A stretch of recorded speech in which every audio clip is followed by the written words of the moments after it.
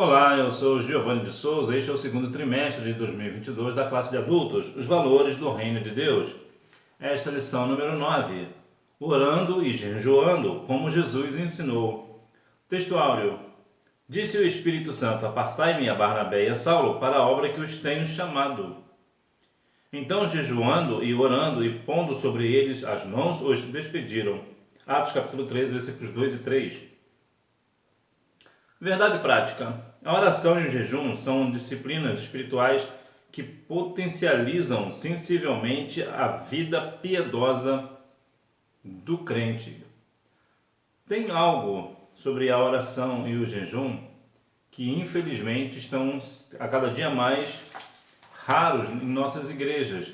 O cristão, de modo geral, claro, possivelmente você deve ser uma exceção, mas de modo geral, as pessoas estão se afastando do jejum e da oração. E como é o perfeito jejum e como é a perfeita oração? Estaremos falando sobre isso nesta lição.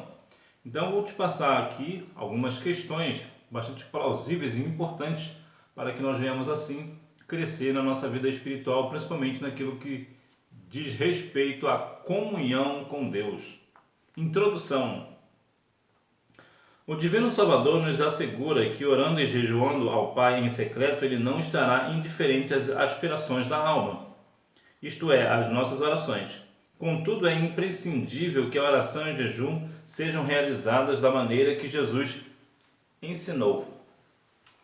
Nesta lição veremos algumas questões importantes sobre o jejum e a oração, algumas questões que falam sobre o jejum que não é verdade, e te darei também um capítulo específico que vai te dar um norte muito interessante sobre a questão do jejum. A oração a oração é um diálogo com o Pai. A natureza da oração. Pelo exposto e em primeiro lugar, o que deve marcar prioritariamente nossas orações é a busca da glorificação do Pai. Mas também devemos pedir, suplicar e perseverar em nosso pedido, como Daniel. Vejamos a natureza da oração. Nós devemos, em primeiro lugar, glorificar ao Pai em nossas orações. Vou te dar algo bastante plausível. De modo geral, o cristão, quando vai orar, ele já ora pedindo algo para o Senhor, o que não é algo muito coerente. A primeira coisa que nós devemos fazer na nossa oração é glorificar a Deus, exaltar o seu bendito nome, exaltar a grandeza de Deus, o amor de Deus, a bondade, a misericórdia do Senhor para conosco. Agradecer, glorificar Ele por ter dado a Cristo na cruz do Calvário por nós. Primeiro nós nós elogiamos a Deus, vamos assim dizer, né? Já viu quando você que é pai, por exemplo, talvez seu filho chegue para você já te elogiando, você já desconfia, né? Está querendo alguma coisa. Mas devido ao elogio do seu filho, você acaba cedendo e acaba dando o que o filho deseja. A ideia de Deus é parecida. Como Deus é o nosso Pai Celestial, o que Ele requer de nós? Que nós o glorifiquemos, que nós o exaltemos na beleza da sua santidade. Então, a oração, como é um diálogo com o Pai, é uma conversa com Deus, o que devemos fazer? Em primeiro lugar, glorificar a Deus, exaltar o seu nome, bendizer o seu santo nome. E depois sim, depois de você glorificar a Deus, aí sim você vai pedir, suplicar, vai perseverar no seu pedido, né, como fez Daniel. Então o que você faz? Você primeiro glorifica, exalta a Deus, glorifica o seu nome e depois você faz o pedido específico. E é interessante também que depois que você receber esse pedido, você também ore a Deus agradecendo pela bênção concedida. Como os homens de Deus viam a oração? No Antigo Testamento, por exemplo, Esdras via a oração como um recurso mais poderoso que o exército do rei Artaxerxes. No Novo Testamento, o Senhor Jesus tinha a oração como tão necessária quanto o sono e o alimento. E os apóstolos também perseveraram em oração.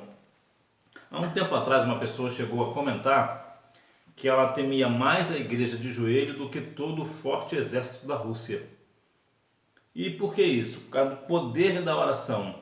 A oração ela tem um poder extraordinário. A oração move a mão de Deus. A oração move as questões. Inclusive, há uma questão muito interessante sobre a vida de Josué, que conforme Josué orou, né, o sol parou. Então veja o poder que a oração possui. Então, muitas das vezes, como é que você vê a oração? Qual é a importância da oração na sua vida? A propósito, você tem dado o devido valor à oração?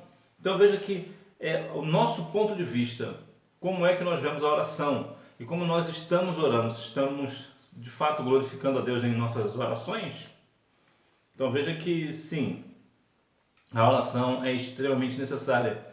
Inclusive é mais necessária do que o nosso alimento, por exemplo, se a gente for colocar bem numa questão bem prática, bem direta, porque o cristão que não ora, ele não tem comunhão com Deus. Ora, se ele não tem comunhão com o Senhor, que tipo de cristão ele é? Então é pela oração que nós medimos a comunhão de alguém para com o Pai. Então, e também não é sobre também a questão do muito orar, né? Já vamos falar. A maneira de orar. Qual é a maneira correta para orar? Você sabe? A quem a oração deve ser dirigida?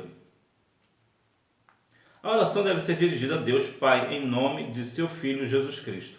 É interessante que nós pedimos ao Pai através do Filho.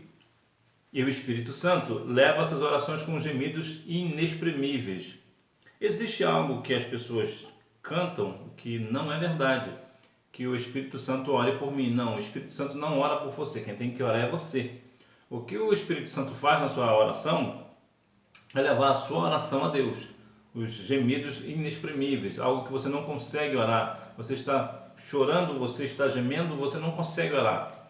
Esta oração é levada a Deus pelo Espírito Santo, porque ele faz, vamos colocar aqui, né? O Espírito Santo traduz para Deus, vamos botar assim, né? Nós sabemos que Deus sabe de todas as coisas, mas só para a gente deixar aqui uma questão assim bem intermediária, bem interessante, que o Espírito Santo ele traduz o nosso gemido para Deus, como forma de oração. A postura do corpo na oração. Não há uma exigência específica na Bíblia a respeito da postura do crente no ato da oração, pois as Escrituras revelam formas diversas de orar. Em pé, deitado, prostrado, assentado, andando, de joelhos, com as mãos estendidas, etc. Como será que Jonas orou a Deus no ventre do peixe? Será que estava de joelho, deitado, em pé? Como que seria? Veja que a postura do corpo não interfere em nada a oração. A pessoa pode estar em pé orando e o Senhor atender, ou de joelho, ou mesmo deitado, se for o caso. Então veja que não há um posicionamento do corpo, principalmente a importância mesmo, a única parte do corpo que precisa estar inclinada mesmo para o Senhor é o nosso coração, né? A forma com que nós oramos ao Senhor, né? O horário da oração. Ter um horário regular para falar com Deus é bíblico e bom, mas a Bíblia também diz que devemos orar sempre. É interessante que você tenha uma disciplina, um costume, vamos assim dizer, de orar um determinado momento do dia. Por exemplo, vamos colocar aqui meio-dia, todo dia ao meio-dia você ora. Isso é bom, é interessante que você tenha esse horário. Entretanto, você não podendo por uma vez ou outra, não poder orar ao meio-dia, podendo orar uma hora antes ou depois, também não há um problema. A ideia é que nós devemos ter sempre esse hábito da oração. Ao meio-dia eu vou orar. Se não der para orar ao meio-dia, eu vou orar às 3 da tarde, por exemplo. Então nós devemos ter uma vida cotidiana de oração, como disse 1 Tessalonicenses 5,17, né? Orar e sem cessar. O lugar da oração. Jesus disse que podemos orar secretamente em nosso aposento ou em outro lugar solitário. A ideia é de intimidade, de momentos a sós com Deus. O apóstolo Paulo diz que podemos orar em todo lugar. Então não há lugar para você orar, qualquer lugar é lugar. Agora, quando você chega no seu quarto, fecha o seu quarto e ora em secreto com o Senhor, dá mais aquela ideia de comunhão, de intimidade. É só você e Deus, ninguém mais está vendo, é só você e você se derrama, você se entrega para o Senhor. Aqui dá mais a ideia de intimidade. Entretanto, se você porventura estiver na rua, você pode orar dentro de casa, pode orar talvez no seu trabalho, em outro lugar. Não há um lugar específico para você orar que Deus só vai atender se você orar em determinado lugar. Não, Deus vai atender você, independente do lugar que você esteja ou independente da forma do seu corpo, em pé, deitado, independente, o Senhor vai responder suas orações, desde que você esteja com o coração contrito diante do Senhor, um coração voltado para Deus.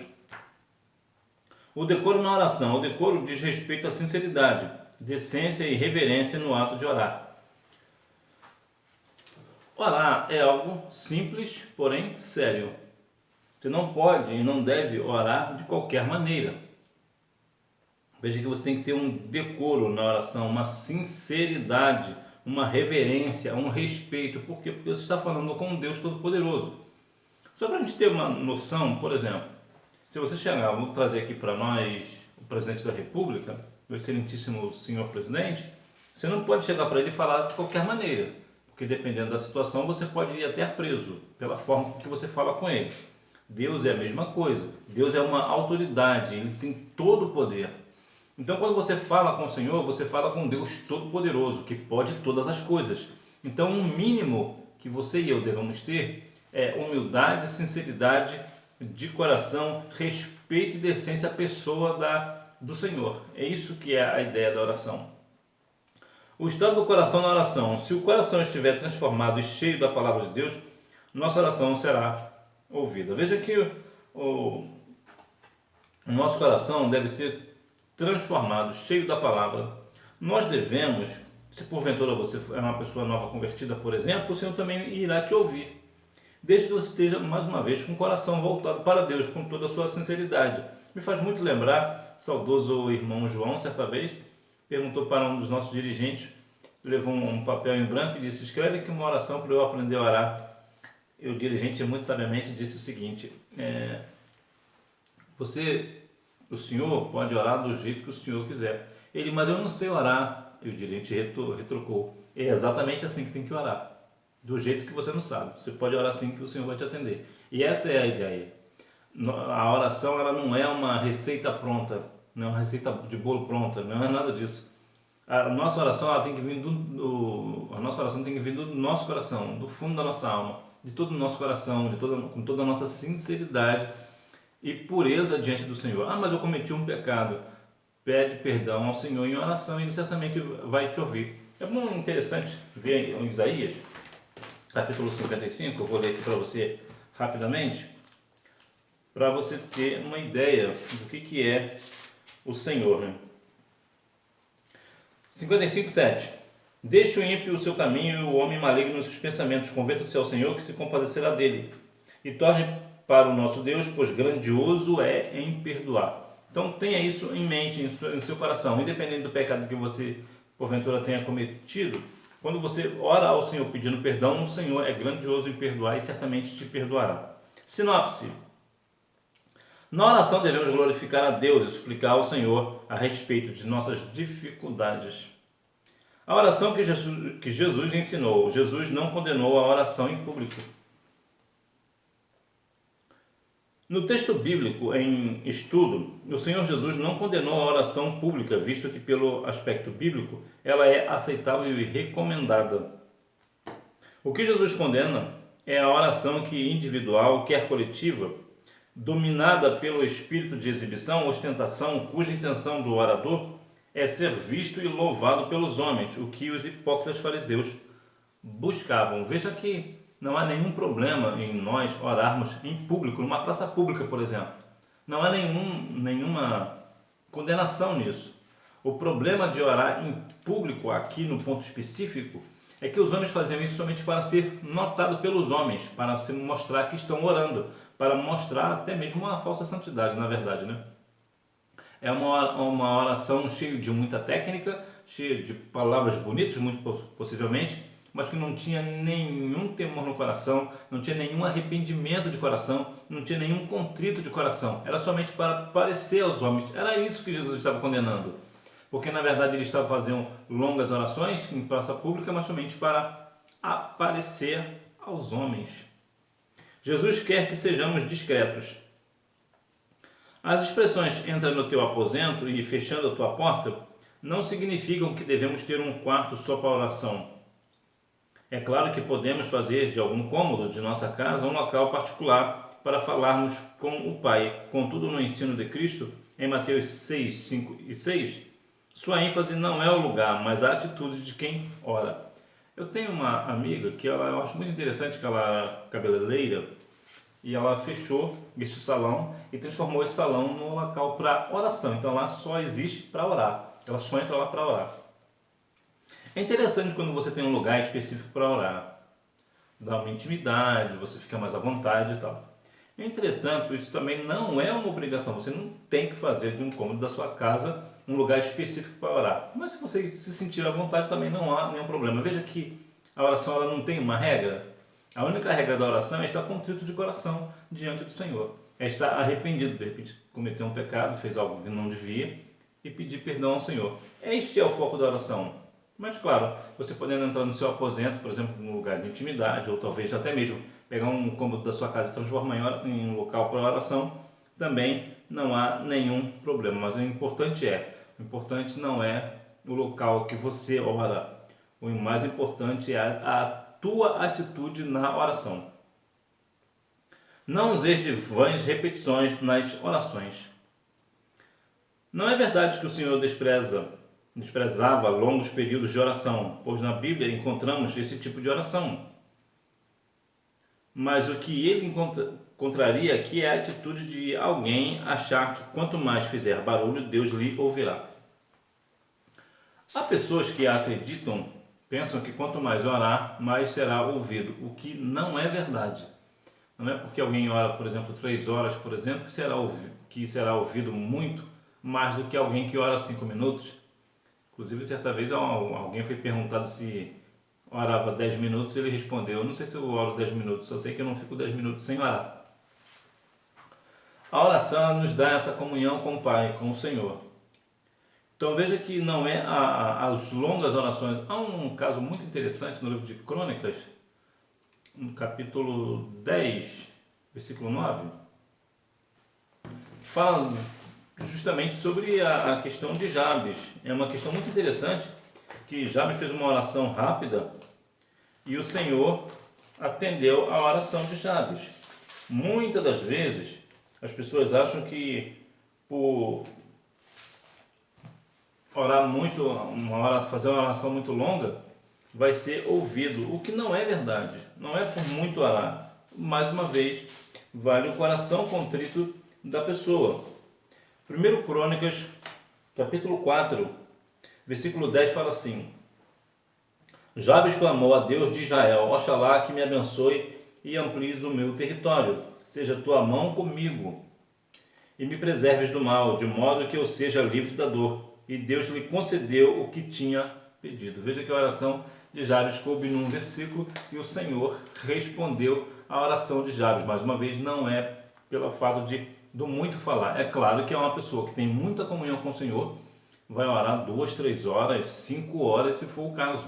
Há pessoas que oram, têm as suas orações longas e são orações que o Senhor vai ouvir, vai responder, porque são orações longas, mas são orações de todo o coração, né? A pessoa está se derramando e não fazendo vãs repetições, né? É uma pessoa que tem, de fato, uma comunhão com o Senhor. Sinopse: o Senhor Jesus não condena a oração pública.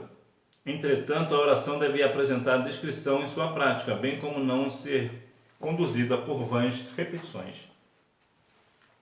Oração em jejum. Oração em jejum é uma combinação perfeita. Em inúmeras passagens bíblicas podemos notar que a oração e o jejum estão bem combinados. Oração e jejum tem tudo a ver, tá? Tudo intrínseco. O negócio fica bom mesmo. Quando a pessoa vive uma vida de oração e jejum, ele tem mais intimidade com o Senhor. Ele está mostrando para o Senhor que de fato ele está voltado para Deus. Porque somente uma pessoa que deseja ter comunhão com o Senhor vai fazer um jejum e vai viver uma vida de oração. Haja vista que muitas das vezes nos nossos cultos de oração, de doutrina, por exemplo, os cultos estão sempre vazios. As pessoas não falam, não querem estar orando e nem mesmo ouvindo a palavra, e muito menos ainda vivendo uma vida de consagração e jejum diante do Senhor.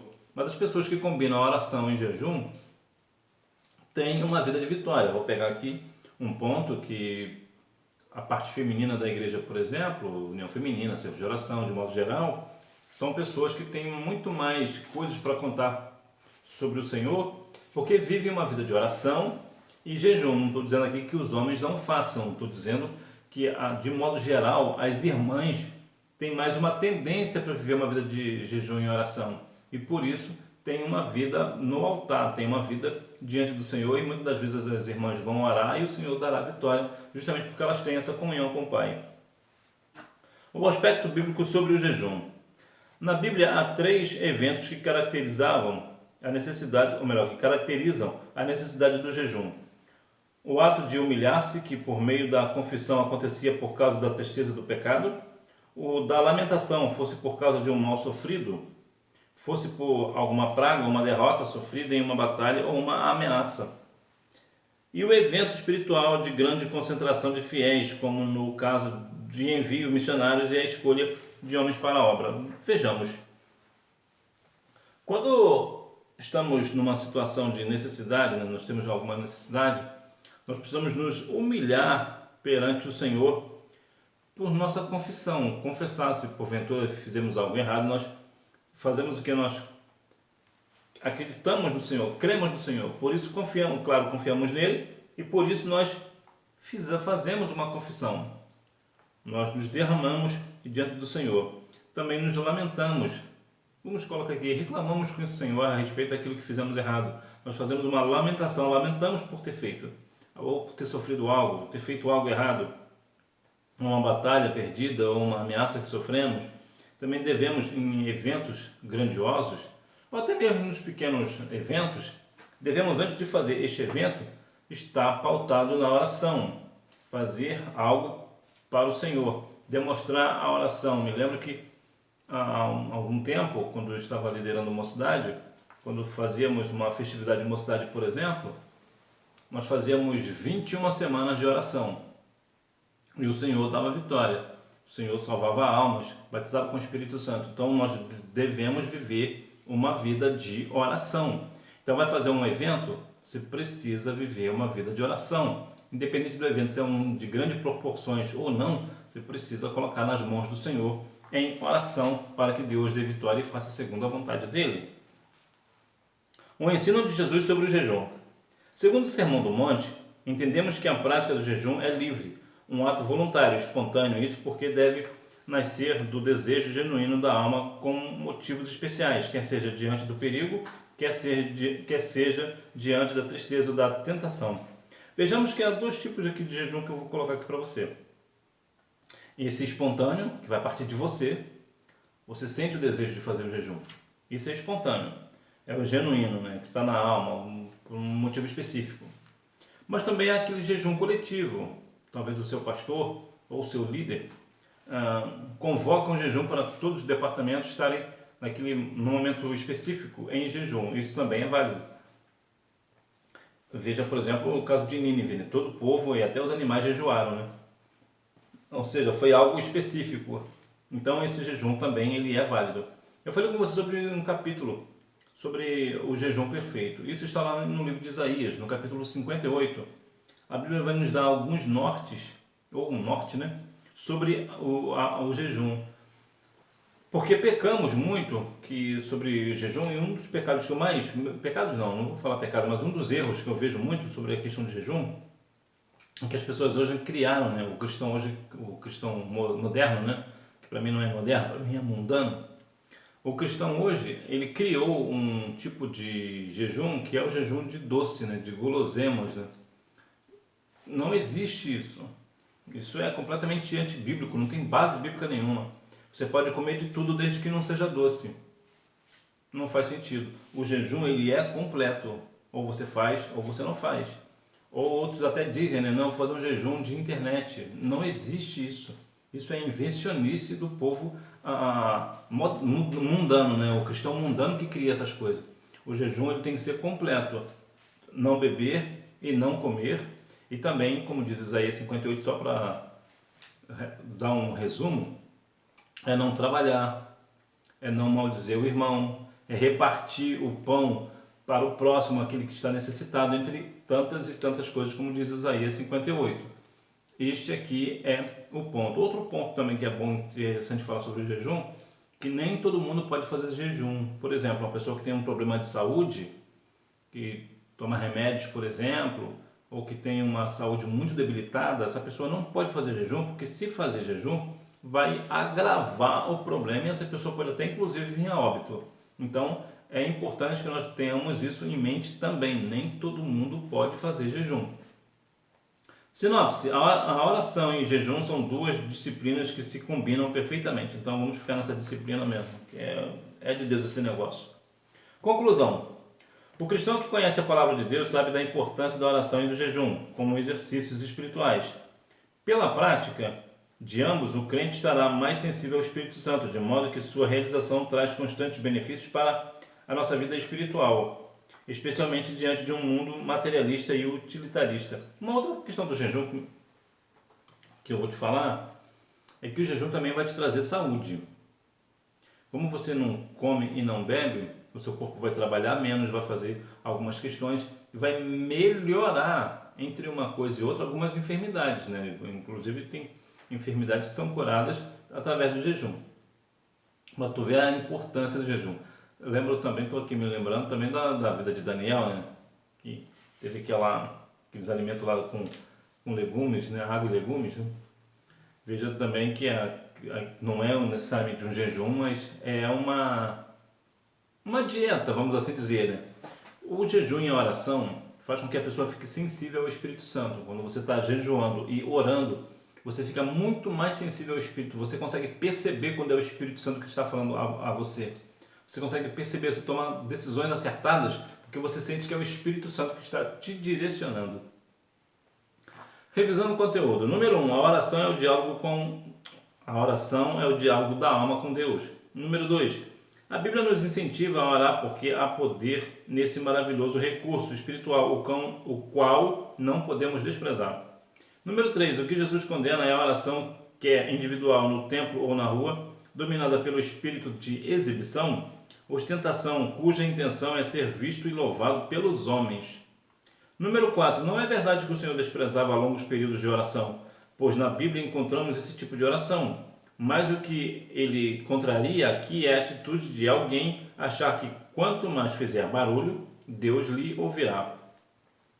Número 5. Na Bíblia, 3 eventos que caracterizam a necessidade do jejum. Um ato de humilhar-se, que por meio da confissão acontecia por causa da tristeza do pecado. O da lamentação, fosse por causa de um mal sofrido ou de uma praga que viria. Uma derrota sofrida em uma batalha ou uma ameaça. E o evento espiritual de grande concentração de fiéis, como no caso do envio de missionários e a escolha de homens para a obra. Então, este é a nossa lição, a lição número 9, né? Orando e jejuando como o Senhor Jesus nos ensinou. Nós devemos ficar com esta palavra, né? Orando e jejuando como Jesus ensinou.